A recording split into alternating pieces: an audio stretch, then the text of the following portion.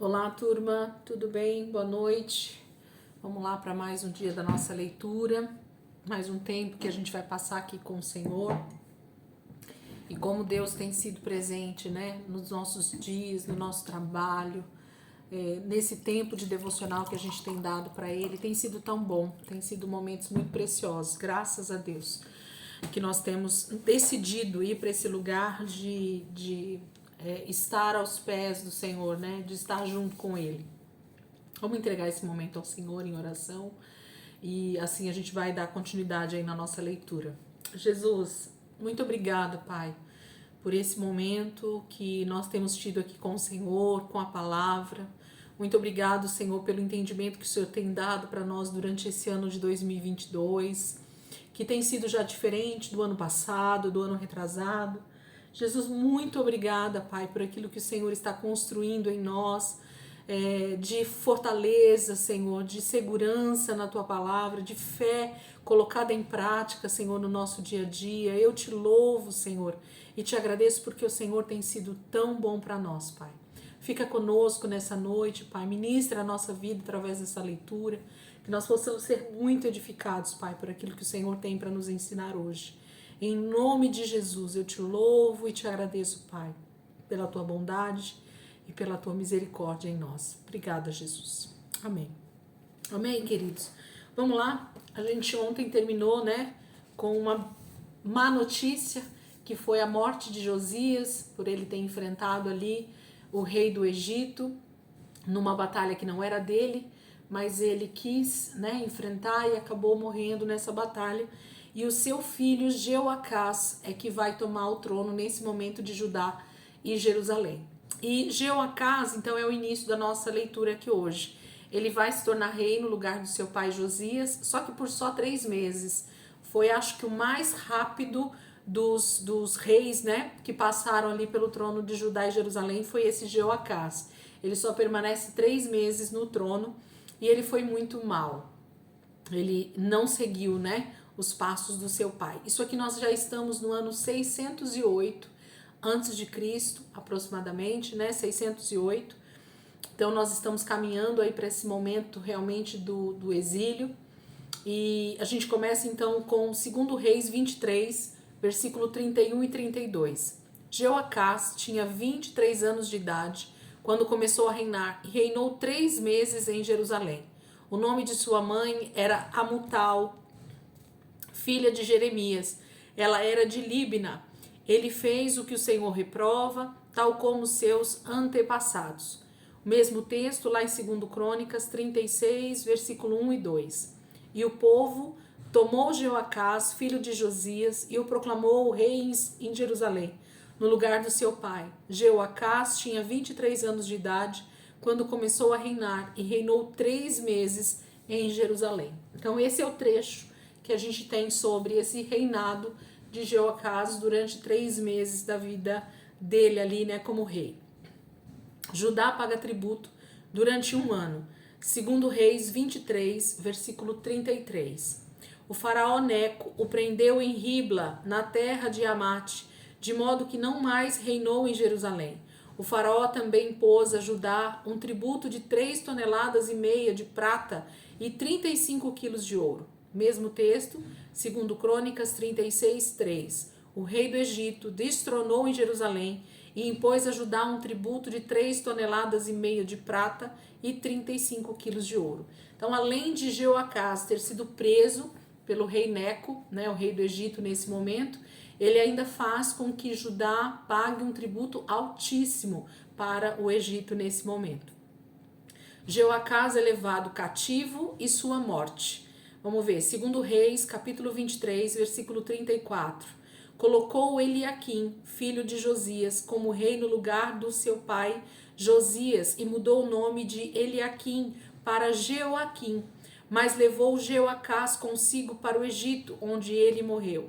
2 Crônicas 36, 4. O rei do Egito proclamou Eliaquim, irmão de Jeoacás, rei sobre Judá e sobre Jerusalém, e mudou-lhe o nome para Jeoaquim. Mas Neco levou Jeoacás, irmão de Eliaquim, para o Egito. Agora a gente vai ler Jeremias 22, versículo 10, 11 e 12. Não chorem pelo rei morto, nem lamentem sua perda. Chorem amargamente, porém, por aquele que está indo para o exílio, porque jamais voltará, nem verá sua terra natal. Porque assim diz o Senhor acerca de Salum, rei de Judá, sucessor de seu pai Josias, que partiu deste lugar. Ele jamais voltará. Morrerá no lugar para onde o levaram prisioneiro.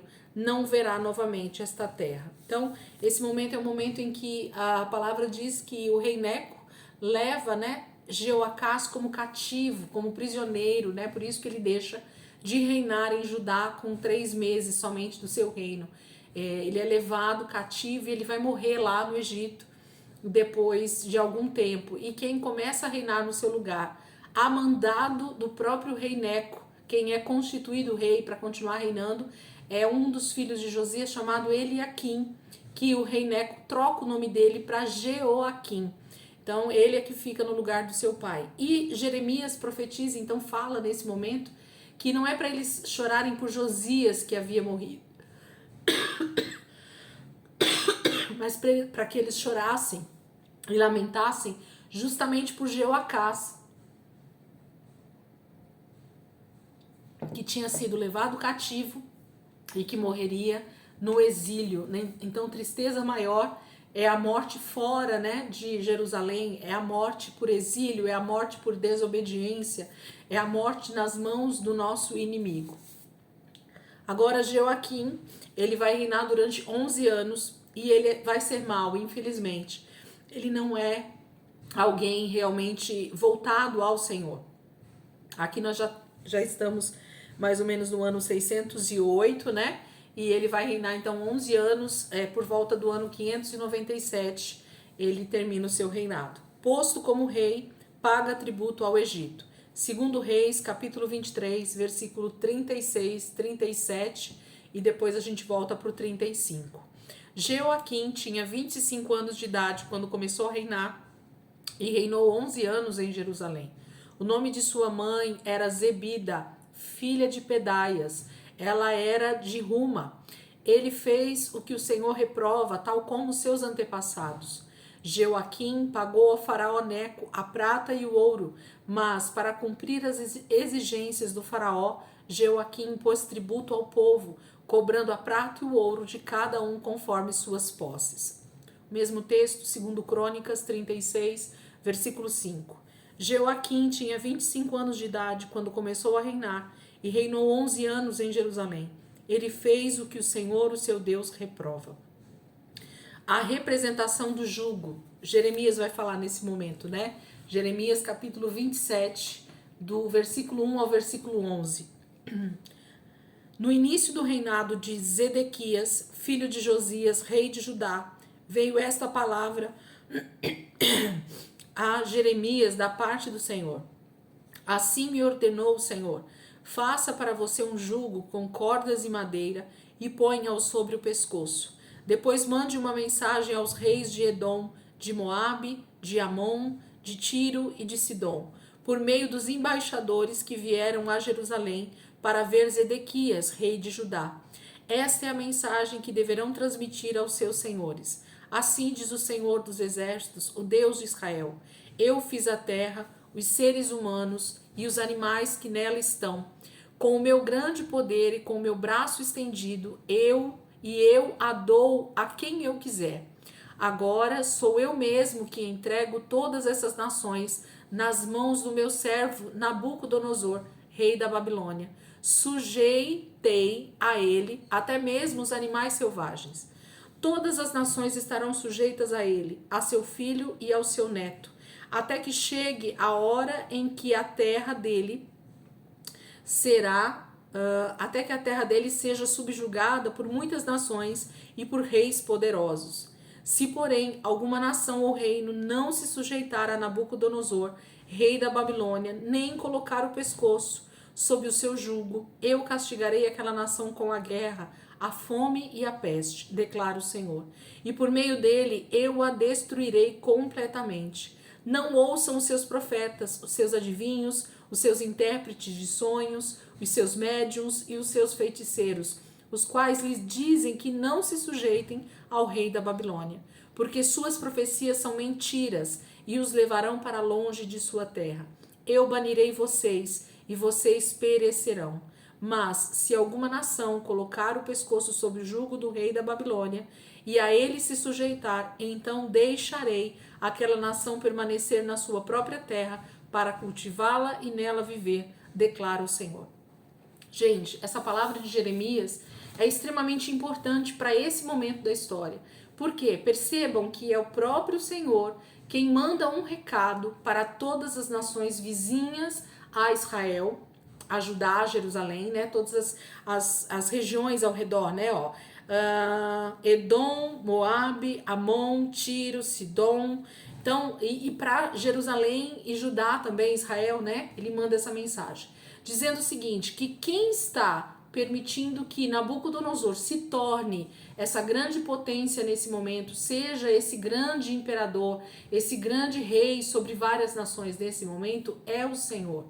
E que cada nação que desejar então sobreviver a esse período que o Senhor está trazendo sobre a terra, que eles devem estar debaixo do jugo de Nabucodonosor, que eles devem obedecer ao reinado de Nabucodonosor, que eles devem se sujeitar, porque eles estarão se sujeitando ao próprio Senhor. Deus é quem está trazendo Nabucodonosor para reinar sobre todas as nações nesse momento. É o Senhor quem está liberando esse homem para reinar sobre toda a terra nesse momento da história.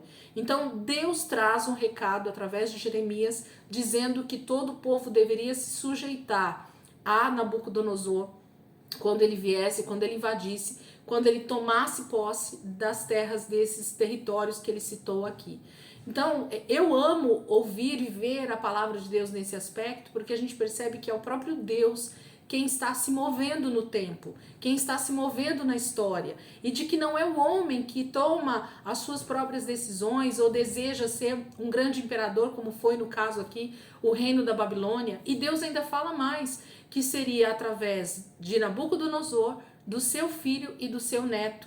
E a gente vai ver que realmente são 3 gerações que reinam de forma muito forte e poderosa sobre a terra nesse tempo em que a Babilônia se tornou esse grande império, essa grande nação. E só depois, então, através do neto de Nabucodonosor, é que realmente a Babilônia é invadida, né, pelos gregos, não, pelos persas, né, pelos medos e os persas. A gente vai ver isso depois lá na frente.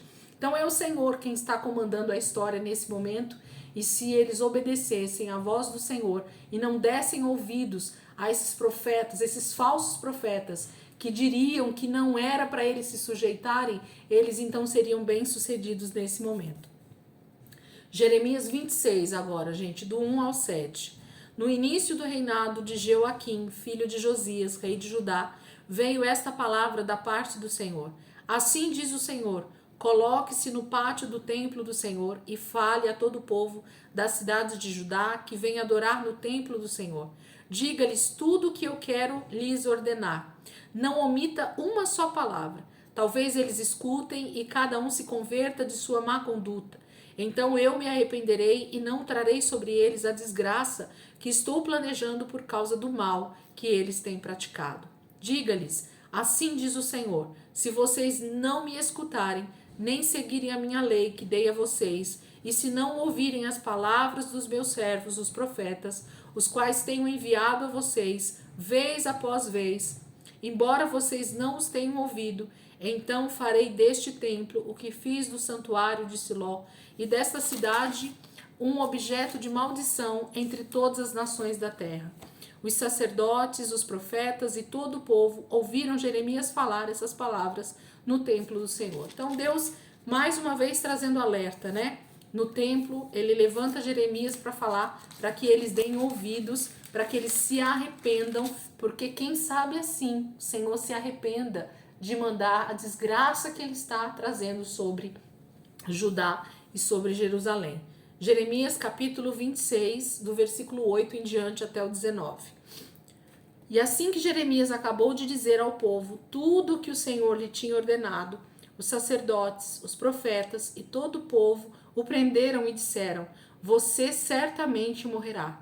Por que você profetiza em nome do Senhor e afirma que este templo será como Siló e que esta cidade ficará arrasada e abandonada? E todo o povo se ajuntou em volta de Jeremias no templo do Senhor. Quando os líderes de Judá souberam disso, foram ao palácio real, até o templo do Senhor, e se assentaram para julgar a entrada da porta nova do templo do Senhor. E os sacerdotes e os profetas disseram aos líderes e a todo o povo: Este homem deve ser condenado à morte, porque profetizou contra esta cidade. Vocês o ouviram com seus próprios ouvidos. Disse então Jeremias a todos os líderes e a todo o povo: O Senhor enviou-me para profetizar contra este templo e contra esta cidade tudo o que vocês ouviram. Agora corrijam a sua conduta e as suas ações e obedeçam ao Senhor, ao seu Deus. Então o Senhor se arrependerá da desgraça que pronunciou contra vocês. Quanto a mim, estou nas mãos de vocês. Façam comigo o que acharem bom e certo. Entretanto, estejam certos de que se me matarem, vocês, esta cidade e os seus habitantes serão responsáveis por derramar sangue inocente, pois na verdade o Senhor enviou-me a vocês para anunciar-lhes essas palavras. Então os líderes e todo o povo disseram aos sacerdotes e aos profetas: Este homem não deve ser condenado à morte. Ele nos falou em nome do Senhor, do nosso Deus. Alguns dos líderes da terra se levantaram e disseram a toda a assembleia do povo: Miqueias de Moresete profetizou nos dias de Ezequias, rei de Judá, dizendo a todo o povo de Judá: Assim diz o Senhor: Sião será arada como um campo, Jerusalém se tornará um monte de entulho, a colina do templo um monte coberto de mato. Acaso Ezequias, rei de Judá, ou alguém do povo de Judá o matou? Ezequias não temeu o Senhor e não buscou o seu favor? E o Senhor não se arrependeu da desgraça que pronunciara contra eles? Estamos a ponto de trazer uma terrível desgraça sobre nós. Então, o povo percebe que Jeremias está realmente falando da parte do Senhor. E eles se lembram, inclusive, de uma profecia trazida no tempo de Ezequias, né, que também teve um profeta que se levantou para falar que Deus traria essa justiça sobre a terra. Muito antes da profecia de Jeremias, outros profetas já haviam profetizado essa desgraça que viria sobre Sião, sobre Jerusalém. Por quê? Porque o povo já estava se desviando do Senhor, o povo já estava abandonando, rejeitando o Senhor. Então não é de hoje, né, nesse momento da história, que o Senhor vem falando com o seu povo para se arrepender, para se voltar para Ele, mas o povo não tem dado ouvidos. E por isso eles estão chegando nesse momento da história, onde Deus está pondo fim a toda essa iniquidade, a todo esse pecado, a toda essa rejeição que ele tem recebido desde muitos séculos atrás. Agora a gente vai entrar dentro de um livro de um profeta menor chamado Abacuque, e nós vamos ler justamente os 3 capítulos do livro de Abacuque. Preparem-se, porque tem coisa muito boa aqui dentro do livro de Abacuque. Abacuque capítulo 1, vamos ver o que Abacuque vai dizer para nós. O trecho, né, o texto aqui, o cabeçalho diz assim: Mensagem de Abacuque: Jerusalém será sitiada por Nabucodonosor, a misericórdia de Deus no julgamento. Vamos ver o que Abacuque vai falar. Abacuque 1. Advertência revelada ao profeta Abacuque. Até quando, Senhor, clamarei por socorro sem que tu ouças? Até quando gritarei a ti violência sem que traga salvação? Por que me fazes ver a injustiça e contemplar a maldade? A destruição e a violência estão diante de mim, a luta e conflito por todo lado. Por isso a lei se enfraquece e a justiça nunca prevalece. Os ímpios prejudicam os justos e assim a justiça é pervertida. Olhem as nações e contemplem-nas, fiquem atônitos e pasmem, pois nos dias de vocês farei algo em que não creriam se lhe fosse contado. Estou trazendo os babilônios, nação cruel e impetuosa, que marcha por toda a extensão da terra, para apoderar-se de moradias que não lhe pertencem. É como uma nação apavorante e temível, que cria a sua própria justiça e promove a sua própria honra. Seus cavalos são mais velozes que os leopardos, mais ferozes que os lobos no crepúsculo. Sua cavalaria vem de longe, seus cavalos vêm a galope, vêm voando como a ave de rapina que mergulha para devorar. todos vêm prontos para a violência. Suas hordas avançam como o vento do deserto e fazem tantos prisioneiros como a areia da praia. Menosprezam os reis e zombam dos governantes. Riem de todas as cidades fortificadas, pois constroem rampas de terra e por elas as conquistam. Depois passam como o vento e prosseguem, homens carregados de culpa e que têm por Deus a sua própria força. Senhor, tu não és desde a eternidade? Meu Deus, meu santo, tu não morrerás. Senhor, tu designaste essa nação para executar juízo, ó rocha, determinaste que ela aplicasse castigo. Teus olhos são tão puros que não suportam ver o mal, não podes tolerar a maldade. Então por que toleras os perversos? Por que ficas calado enquanto os ímpios devoram os que são mais justos que eles?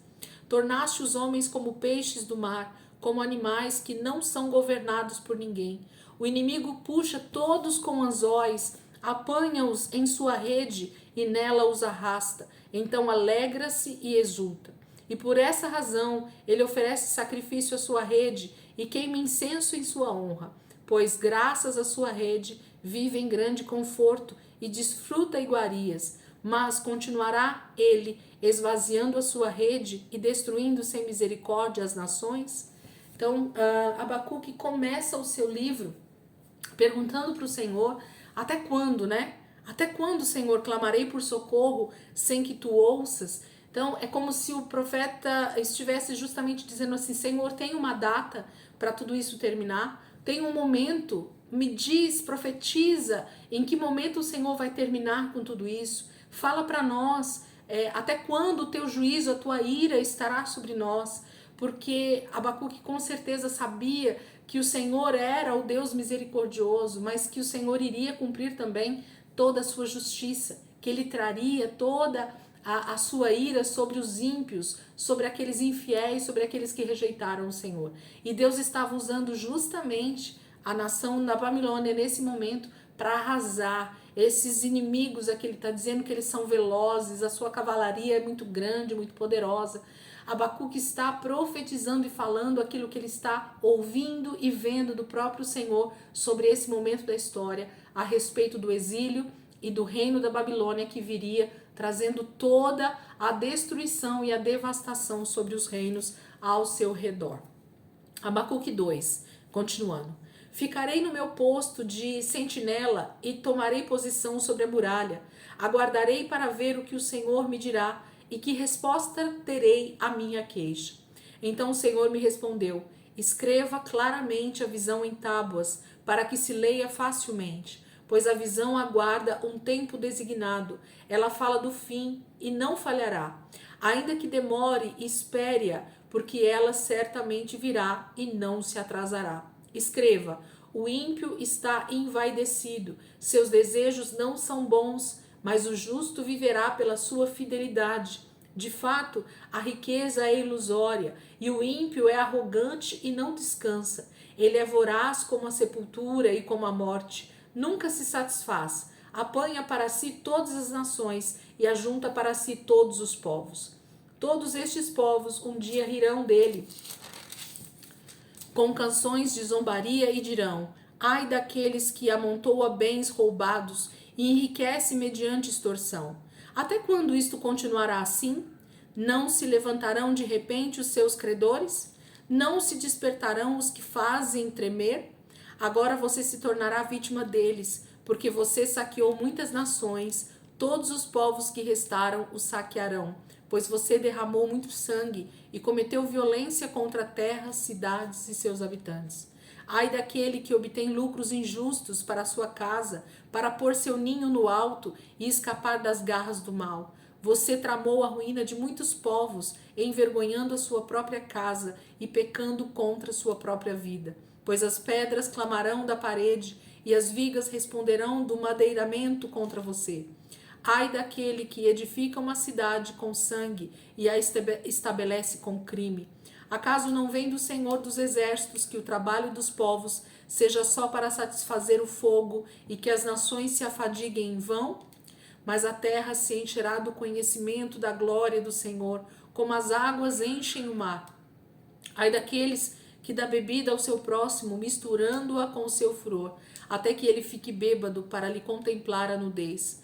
Beba bastante vergonha, em vez de glória. Sim, beba você também e exponha-se. A taça da mão direita do Senhor é dada a você.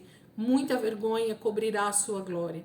A violência que você cometeu contra o Líbano o alcançará, e você ficará apavorado com a matança que você fez de animais, pois você derramou muito sangue e cometeu violência contra terras, cidades e seus habitantes. De que vale uma imagem feita por um escultor?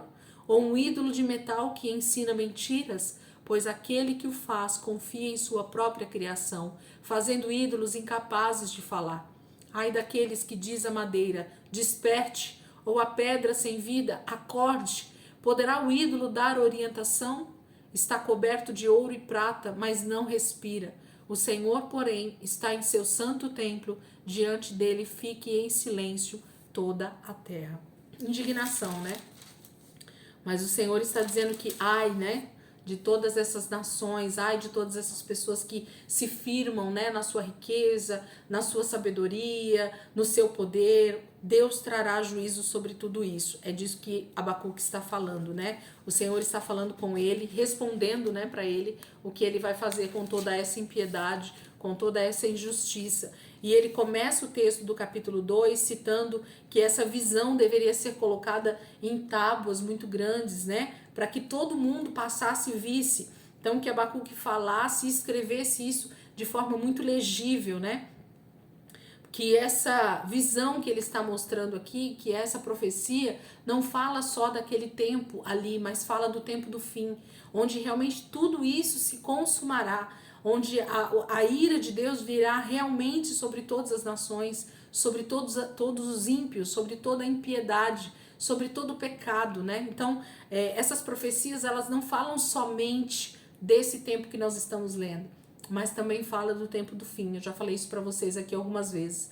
O Antigo Testamento era uma sombra de bens vindouros, né, de coisas que ainda viriam a acontecer. E muitas profecias do Antigo Testamento, elas só vão se completar, se consumar 100% na volta de Cristo. É isso que a própria palavra está dizendo para nós. O ímpio acha que ele vai vencer, né? O ímpio acha que vai sobreviver, mas o Senhor trará destruição sobre toda a terra, sobre toda a impiedade. O último capítulo, que é Abacuque, capítulo 3, diz assim: oração do profeta Abacuque, uma confissão. Senhor, ouvi falar da tua fama, tremo diante dos teus atos, Senhor. Realiza de novo em nossa época as mesmas obras, faze-as conhecidas em nosso tempo. Em tua ira, lembra-te da misericórdia. Deus veio de Temã, o santo veio do monte Parã, sua glória cobriu os céus e seu louvor encheu a terra. Seu esplendor era como a luz do sol, raios lampejavam de sua mão, onde se escondia o seu poder. Pragas iam adiante dele, doenças terríveis seguiam os seus passos. Ele parou e a terra tremeu, olhou e fez estremecer as nações. Montes antigos se desmancharam, colinas antiguíssimas se desfizeram. Os caminhos dele são eternos. Vi a aflição das tendas de Cuxã, tremiam as cortinas das tendas de Midian. Era com os rios que estavas irado, Senhor? Era contra os riachos o teu furor? Foi contra o mar que a tua fúria transbordou, quando cavalgaste com os teus cavalos e com os teus carros vitoriosos? Preparaste o teu arco, pediste muitas flechas. Fendestes a terra com rios. Os montes te viram e se contorceram. Torrentes de água desceram com violência, e abismo estrondou, erguendo as suas ondas. O sol e a lua pararam em sua morada, diante do reflexo de tuas flechas voadoras, diante do lampejo da tua lança reluzente. Com ira andastes a passos largos por toda a terra, e com indignação pisoteaste as nações. Saíste para salvar o teu povo, para libertar o teu ungido. Esmagaste o líder da nação ímpia, tu o desnudaste da cabeça aos pés. Com as suas próprias flechas lhe atravessaste a cabeça, quando seus guerreiros saíram como um furacão para nos espalhar com maldoso prazer, como se estivessem prestes a devorar o necessitado em seu esconderijo. pisaste o mar com os teus cavalos, agitando as grandes águas. Ouvi isso e o meu íntimo estremeceu, meus lábios tremeram, os meus ossos desfaleceram, minhas pernas vacilaram. Tranquilo esperarei o dia da desgraça, que virá sobre o povo que nos ataca. Mesmo não florescendo a figueira, e não havendo uvas nas videiras, mesmo falhando a safra de azeitonas, não havendo produção de alimento nas lavouras, nem ovelhas no curral, nem bois nos estábulos, ainda assim eu exultarei no Senhor, e me alegrarei no Deus da minha salvação. O Senhor, o soberano, é a minha força. Ele faz os meus pés como os do servo, faz-me andar em lugares altos, para o mestre de música, para os meus instrumentos de corda. Esse último texto de Abacuque fala justamente dessa oração, né?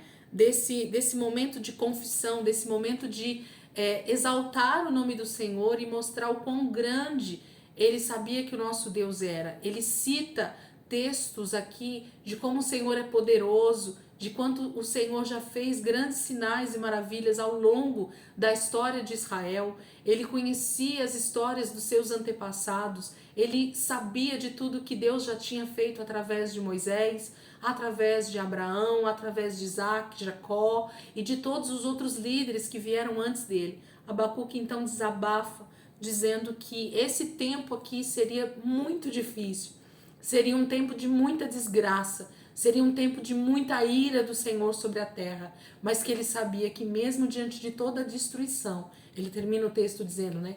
Ainda que falte tudo, ainda que eles não tenham suprimento de nada na terra, ainda que falte toda a ordem natural das coisas, ele confiaria no Senhor, porque o nosso Deus é a nossa salvação. A única maneira de nós sermos realmente resgatados para a vida eterna, de nós sermos guardados nesse momento do fim, é estar com o Senhor, é ser fiel ao Senhor até a morte, ainda que a morte venha sobre nós. E é disso que Abacuque está dizendo: eu sei em quem eu tenho crido, eu sei que o Senhor, o soberano, é a minha força. Então, diante de uma grande destruição, de uma grande desgraça, de uma grande assolação sobre a terra, o que é que nós vamos falar?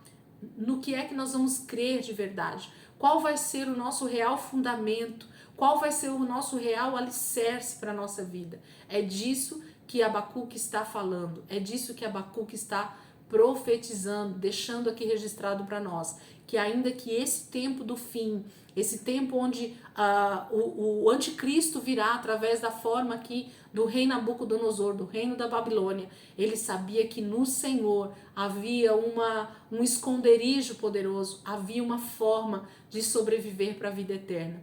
Então, essa confiança precisa estar no meu coração e no teu coração, assim como estava no coração de Abacuque. Então, eu queria muito que vocês meditassem nesse livro pequenininho de Abacuque. Se vocês quiserem ler novamente, pegar alguns textos aí e confrontar com outras passagens bíblicas, inclusive, façam isso, porque Abacuque é bem pequeno, mas uma mensagem muito poderosa, onde o Senhor está dizendo para ele que vai fazer, que vai acontecer, mas que há uma segurança no Senhor para esses dias difíceis que vão vir sobre Judá e Jerusalém e todos os povos ao redor, na verdade. Amém, queridos? Amanhã, sábado, né? Hoje já é sexta-feira, amanhã, sábado, a gente vai continuar aqui dentro de Jeremias. Jeremias ainda fala um pouco e já em seguida a gente começa Daniel, livro delicioso de se ler. A gente teve um estudo específico aí dentro do livro de Daniel no curso de escatologia. Então, te aconselho, se você quiser conhecer um pouquinho mais desse livro, conhecer um pouquinho mais dessas profecias que Daniel vai fazer a partir de agora, eu te aconselho a ir lá no curso de escatologia e dar uma olhada. Mas a gente vai ver Daniel e Jeremias profetizando nesse momento. Acho que Ezequiel também vai entrar agora, porque ele nasceu, né, um pouquinho atrás aqui já. Então Deus vai começar a usar a vida de Jeremias, Daniel e Ezequiel para esse momento aqui da história também, tá bom? Até amanhã, em nome de Jesus, a gente vai estar aqui junto para continuar nossa leitura e entender um pouquinho mais do que Deus está fazendo aqui nesse momento da história. Deus abençoe.